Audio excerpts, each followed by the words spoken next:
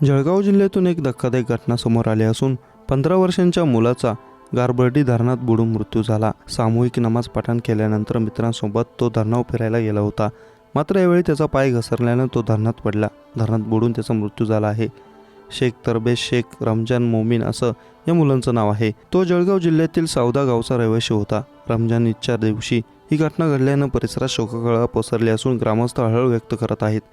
घटनेबाबत अधिक माहिती अशी की शेख तरबेज शेख रमजान मोमीन राहणार सौदा, वय वर्ष 15, हा मुलगा रमजान ईदच्या दिवशी गुरुवारी सामूहिक नमाज पठण केल्यानंतर मित्रांसोबत गारबर्डी धरणावर फिरायला गेला होता, मात्र त्याचा पाय घसरून तो धरणात पडला आणि बुडाला। या घटनेत त्याचा मृत्यू झाला आहे। रमजान ईद निमित्त सर्वत्र उत्साहाचं वातावरण होतं, मात्र ऐन सणाच्या दिवशीच ही घटना घडल्यानं परिसरावर शोककळा पसरली आहे।